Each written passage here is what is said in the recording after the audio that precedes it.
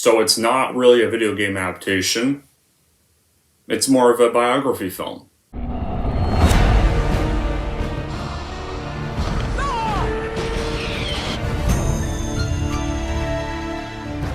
Those were up, and they did. More smarts, and my...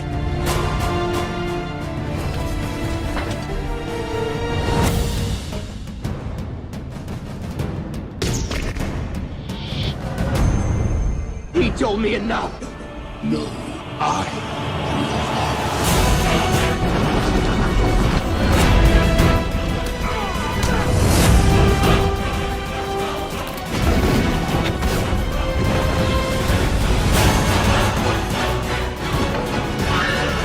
Here's Chuck.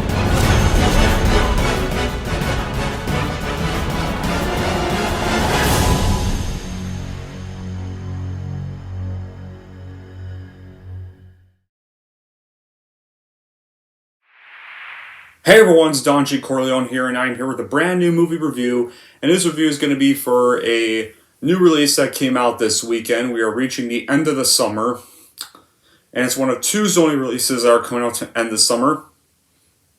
And this is for one with the title of a video game series, and it's a racing film. And it's directed by Neil Blomkamp. And that film is going to be for none other than this weekend's Gran Turismo. So what's the plus? Well, this is not really a film adaptation of the video games. This is actually a biography film, and it's based on the unbelievable true story of a team of underdogs. One's a struggling working-class gamer, a failed former race car driver, and an idealistic motorsport executive who risk it all to take on the most elite sport in the world. So, how was it made? Well, in July 2013, it was announced that Sony Pictures was developing a Gran Turismo film with Michael De La Conda and Dana Bernetti producing it, and a script by Alex Tisci. And then in 2015, Joseph Kosinski was set to direct the film, with the new screenplay by John and Eric Hobart. And by 2018, the Kosinski version was no longer moving forward, though, so that version was cancelled. But then, in May 2022, it was announced the film adaptation of Polyphony Digital's Gran Turismo video games was in early development at Sony Pictures and PlayStation Productions. Shortly afterward, Neil Blomkamp was hired to direct a screenplay written by Jason Hall, and Sony set a release date of August 11th, 2023. The lead roles were cast in September 2022, with David Harbour as a veteran race car driver who mentors Archie Madewek as a teenage trainee, with the film being confirmed to also be a biographical film based on the story of Jane Mandor Bona. Orlando Bloom was even cast as a Motorsport marketing executive, and Darren Barnett asked as a threatened GD Academy racer. Additional cast additions were announced while filming in November, including Digimon Honson, Jory Hallwell-Horner, Daniel Pike, Josh Stradowski, Thomas Kretschmann, Maeve Corley-Lilly, Amelia Hartford, Pebby Barroso, and Stan Henfie, among others, that were all added to the cast in December 2022. And when it came to filming the movie, filming then began in November and wrapped in December 2022, with Jacques Joffre serving as cinematographer. Hove took advantage of the Relto extension detachment system of Sony Venice 2 cameras in order to place sensors in tight location of cars, away from the main camera body. And Jan Mandor himself is a co-producer of the film and served as a racing stunt double for Madec, who portrayed him. So, although because of the strikes, it got delayed to 2 weeks of August 25th, and surprisingly, it kept the release for August 25th, and it did not change any further. Even though the strikes are still going on, it kept the August 25th updated release date. But it still premiered, but it still had a limited theatrical release on August 11th anyway. And it premiered, but before all that, after being shot and marketed, Gran Turismo premiered at the Circuit de Spa, Belgium on July 30th, 2023, and then got a wide release into theaters this weekend on August 25th, 2023 by Sony Pictures Releasing. And the film has received mixed reviews from critics. And it even generated some controversy because of the use of Mandarbono's crash at the North Shelf as a narrative element. Now, as for my reaction to the movie, well, there's two reactions to the director and to the games. For my reaction to the games, I haven't been too crazy about the games. I played some of the games sometimes, but they just weren't my crazy thing. They were just fine games. Now with my reaction to Neil Blomkamp as a director, though, the only film I have ever loved from Neil was District 9. District 9 is easily one of my favorite sci-fi movies of all time. I wish District 9 could have had Avatar success because I would have rather saw a District 9 sequel over. But I would rather see some District 9 sequels over Avatar sequels any day. District 9 felt like the actually good version of Avatar. Avatar done right. But everyone, Avatar was the better. Fuck Avatar. District 9 was the better movie. District 9, the protagonist was likable. It felt more realistic. And you actually felt bad for the aliens because they actually seemed like innocent human beings, unlike the ones in Avatar that just shoot at anything that's not even trying to harm them with their dumb arrows. But now back to this review. With Neil Blomkamp's next film after District 9 Elysium, I did see that, and I was not a huge fan of it because it was literally all Elysium was the same exact plot and concept of District 9. Like, face it, there's a guy who gets exposed to something harmful. He's about to die, and he needs a cure fast. So he needs to go to an area that he's strictly restricted of, except the roles are reversed, where in District 9, the protagonist has to go to the place that all the outcast aliens are locked into and now banished to. This one, the protagonist of Elysium, is from the place where the poor are banished to, which is the rotting remains of Earth. And Elysium is a place where only the rich people can go to and live on. And they can get better. Elysium was pretty much just the roles reversed. And nothing original. Same exact movie, just with a bigger budget and more big name actors. And then he got his other film, Chappie.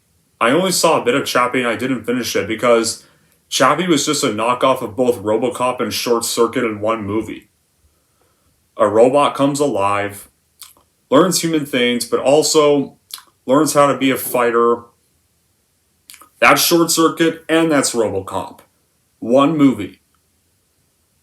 So I didn't really have much reason to be hyped for it because it was directed by a director that's only had one good movie in his belt. And I just wasn't a fan of the games. Now, I did end up seeing the movie today because it was National Cinema Day, and National Cinema Day, the cinema tickets were about $4. So, if the movie ended up being a letdown, I would have only blew $4 on it. So that would have been a sweet deal. So I decided to pick this movie for this trip. And now, I thought it was honestly an improvement from Neil Blomkamp's previous works, but it's not saying much. It's still kind of mediocre for the rest, but before we get into any of that, let me start off by saying that if in the audience's eyes the film is a win, it seemingly gets better as it progresses. Gran Turismo would definitely do that job. There's moments at the end that were definitely paid off by what was set up earlier on. Scenes had the chance to breathe, including the racing moments, and characters all came together when earlier on they spent most of the time apart from each other. And I'll say that I definitely was kind of having an entertaining reaction to this film because they decided to integrate a lot of the video game into this adaptation. I don't know how it would translate for audiences who don't know or care about the game. I'm here to say though, I think it does enough to let casual moviegoers be subservient to its entertainment value while being aware of the virtual entertainment this thing is based around. But as long as you're entertained to the story itself. And even though the real events are unbelievable, the story beats all pretty familiar and follows the usual sports movie formula. There's the underdog, the jaded mentor, the belligerent rival, the customary montage. None of this is really groundbreaking, but it's all well presented and packaged up. And the fact that it's based on real events adds a bit of extra excitement, and besides, there's some good underdog stories that are actually done right here. And Gran Turismo honestly does this cool thing where when the character is playing the game early on, they'll use visual effects to simulate that of a real-life driver and kind of go into replay mode of the game when it can. And conversely, some of the real-life driving and racing scenes, they use many of the game's audio visual elements and sometimes make it a game-like experience. Whether it's the classical red, yellow, green start sounds, the camera's position just showing above their car in the shots, and the race leaderboard, the track layout interface, you're familiar with the game's HUD. It's adjusted driver lines, including brake zones, and sometimes they do show they follow the cam in the game it's known for having. And whether there's a scene in a different part of the world, they show it in the same classic ways the game does, and it's fun in its country's flag. And there is an act of this movie that's focused on training the gamers to compete against one another, which has like shades of what Top Gun Maverick delivered, but it only lives in its shadow. And they make the audience aware of forces on the body, real-life consequences versus simulation resets, a few debriefs between sessions, but it doesn't evolve very well with a lot of training and racing coverage. And instead stays with quick cut montages. And if you know where the rest of the story goes and the film's actual runtime, then maybe you'll be more accepting of this in the moment. But now be aware of this as an instant where you could forgive the movie, be forgiving if the movie was longer, but instead some of this runtime is spent developing some characters that you just don't really see again until later, which was a bit of a problem for me. Like, some of the characters that get introduced, they're only in the first half, and they're just not ever seen again. And we'll get to those characters later. But by the way, speaking of the training, like, I have a hard time believing that a game, which only makes 60% of its sales in international markets, would only feature victors which are nearly all perfect English speakers. And, well, I don't know much about race training, guys, so I wouldn't know that, but I know the games are popular overseas. But they also made a mistake in their competitive race, giving all the drivers the same car color. You can take creative liberties here, but the only way you do know who our protagonist driver is by them free streaming and pointing it out to us. And on the other hand, David Harbour does return for a role. His role in this movie was just kind of similar to his role in the Stranger Things series. And he shares many elements with his character Jim Hopper in the show in terms of having that fatherhood and caring aspect in his character to take care of a young person. Maybe it was a good thing and a bad thing in this film at the same time, but because he simply didn't present anything new, it's not like he was trying to select the same relationship that Jim Hopper and Eleven have in the Stranger Things series in this film as well. And this time it's between Jack Salter and Jane Mandernaburg. A good thing because this kind of feels like the one great performance of the film here, or one of the few good performances here, and the only character that really gets the most development. And the film touched very briefly, and it does miss on a very major topic that should have been discovered and discussed more, which was the relationship that Jane Mandernaburg had with his family, especially with his father, who was played by Jamil Honso. And the thing is, when his family gets introduced, they're only like the first half and the last half. So their characters just honestly feel wasted a lot of times, so I don't see really a point including these characters if you're only going to have them in the first half and the last half. But despite having a very brief dramatic scene and limited screen time, he's more than convincing, and the few brief scenes that he appeared in, especially the one towards the end, it was definitely convincing and definitely emotional in here. And I wish the film did dedicate a few sequences to Danny Moore's character and story about the different challenges and struggles he faced in terms of choosing a gamer to be the next best race driver from the video game simulator GRAN TURISMO, as turning his dream of gamers into reality is based on one of his marketing strategies to support Nissan, which was shown in a brief scene at the beginning of the film, but it's not enough though. And also, I thought Orlando Bloom put on a very great performance as Danny Moore, even if it feels like a wasted card, but it was nice to see Orlando Bloom give another great performance in something that wasn't The Hobbit, or the Middle-earth Saga, or the Pirates of the Caribbean films for once, and actually see him come back in an actually original film role, or a non-franchise film role for a change. It was nice to see him back again, because the last time we saw him was Pirates of the Caribbean Dead Man Tell Tales, which sucked by the way. But it was nice to see him finally come back in something that was actually decent. And there's also a love interest in the film. And that love interest is played by Amelia Hartford. The love and romance aspect in this film can simply just be described as one thing, and it's filler. It just, like, her scenes were just unnecessary, they were just not needed. Like, perhaps the film's only part that could have truly benefited from is the cinematography, which did also kind of turn out to be a waste. But the film relies heavily on the rule of thirds and the dialogue sequences, which does get boring towards the end of the film for the very use, and some of the shots are replaced with close-up shots, especially during tense sequences happening between two characters. But, however, just because it looks like I'm mentioning the bad qualities first, does that make this a terrible movie? No, I didn't think it was horrible. I thought it was decently a good time. It was a nice time waster, but there was just problems I had with the film. I mean, it's one of the better racing films out there, and it's coming from someone who isn't a big fan of racing movies. I still had a blast with this movie. I still had some fun with this movie. And I even love the final race. So let's get on with the good stuff. For those who are thinking, oh great, another Fast and Furious type movie. Another one of those again? Really? Don't expect that. Because it's full of speed and high octane, but it's more a triumph against the odds sort of story. And with Jen, the central character, a guy from Wales, taking on an Elite their own game, it was an Elite sport. There's some very good use of special... There is some definitely good use of special effects, like the crashing in particular look amazingly realistic.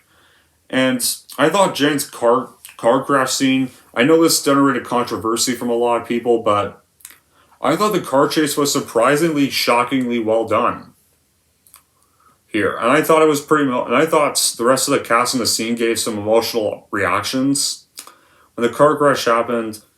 And when David Harbour's character actually looks terrified for Jane. Actually looks terrified that his driver's crashed. And he clearly, literally rushes to the scene here. Like, he starts off crabby in the film, but the thing is, his character gets more likable as gets a lot more likable as the film progresses. After, it's around the train thing when he finds out that Mandra was telling the truth about one of the breaks. He starts to get actually a much better character there. I like he's not just another grumpy mentor. He actually starts to become more likable. So I liked that about the mentor character in this for a change. In fact, just about none of the mentors were hateable at all. Both Harbour and Orlando Bloom's characters were actually likable. Right here. And the crash scene I thought was pretty well done. And very well acted. And then you actually feel Mandabro's despair and frustration when you find out his crash actually got a person killed. Right here. In fact, he actually feels guilty about it. Which is another sign of a good protagonist.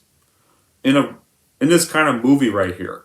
It's not like how could that have happened? Where he's not some annoying prick. No, he's actually this struggle guy that's just simply trying to make his dream of being a racer happen all the time. Despite the fact that his father barely gives him much support about it. And thinks he won't achieve it. But he sets out to prove he can. Right here. And I really like this story, what they did here. And you actually feel the guilt. And you actually can kind of feel the despair and guilt when he finds out the news and stuff. And also, him and his family kind of reconnect on the phone while he's in the hospital and stuff. And so I liked that right there. I felt like he was able to reconnect with his dad and his mom in that moment. Right there. And in the final race, his dad and the rest of his family actually come to watch him. Right here. So I felt like there's times when the movie actually gets great. And gets very well done. This is why I think Neil Blomkamp is actually an underrated director, despite not being a fan of some of his other post-District 9 works. There's some wonderful location work too. They really did make a use of several worldwide locations. And Archie Madawak does also a great job as Jan. He puts in an excellent performance, and you really do see the young man develop and grow throughout the film. Orlando Bloom played his part really well, and David Harbour, despite his character being a little similar to Hopper at times, I thought he was excellent in this role. he added a lot to the overall story of the movie. And this is coming from a guy who's done some other great roles, like David in like Hopper in Stranger Things, and of course last year when he was Santa Claus in Violent Night. And it's definitely gone on to do some better performances than what he did in Hellboy, and the 2019 Hellboy reboot, or that joke Red Guardian from the Black Widow film. Thankfully, after those performances, he thankfully went on and did better roles ever since, and I hope he keeps up this track record. The direction from Blumkamp is actually crisp and clean and energetic and chaotic, and it makes for a visually engaging film. You feel the excitement and thrill and danger of the racing, and it was crucial to establish and get across, and it was handled well. And Joseph Stradowski's performance was also decent enough, and seemed to tell me for the role of an egotistic douchebag, and other than that though, most of the cast just seemed to be underused. Specifically, Digimon Honso. Like Digimon, who's definitely, I think, is a decently good actor, he could have been better utilized in this movie if the father character had been more effectively written, allowing for a deeper dive of the family dynamic. The film touches on a few things, but only scratches the surface, like the beef with the rich guys portrayed as the story's antagonist. Although I'm definitely not convinced the movie truly needed an outright villain. This could have just freed up more time to concentrate on aspects like the father-son relationship, and have a pivotal, lovely moment that didn't have the desired impact due to insufficient emotional build-up. And I also think this movie does a good job showing the hardships of becoming a professional racing driver. It's not like one day on your shopping drive you decide to become a pro, and that's it. We follow the best candidates of the sim racing community in a knockout-style competition for first place, alternating between sim racing, racing on a track, and performing physical exercise. And once Jan gets the contract, it becomes clear that even as a top graduate sim racer, the way to become a top racing driver is still a long and bumpy road. There's physical and mental exhaustion, and fits and downright hostility on the racetrack. And the coach does a great job to get the best out of Jen, and the movie does a great job to show all these aspects of the pro life. So yeah, guys. This movie's definitely not terrible. It's not like overly... It doesn't feel lazily written. It's just a mixed bag, and it's definitely Neil Blomkamp's most enjoyable film since District 9. And it kind of just shows the life of the racer Jan, who I never knew much about until this movie, and still having some elements from the PlayStation games for one to hear. So in the end, Gran Turismo is just a stream online for people who like the games or Neil Blomkamp's work, because you won't get a great thing out of this one. Anyways, that's it for my review of Gran Turismo. Wondering how I'm going to rate Gran Turismo? Here's how I'm going to rank this movie. So overall, if you love Neil Blomkamp and want to see him direct again, or even love the Gran Turismo games, then I would just stream this one online because it's not something hugely major or grandly epic. And if you're wondering how I'm going to rank Gran Turismo, I'm going to give Gran Turismo a 6.5 out of 10. There we go. That wraps up my review for Gran Turismo. Now I want to know in the comments down below what you guys probably thought about this movie if you all saw it. If you either liked it, or if you either hated it, or if you just thought it was meh. I'm interested in knowing the comments down below. But until then, guys, that'll be it for this review. Thank you all for watching. If you like this, want to see more, don't forget to like, subscribe to Don G. Corleone.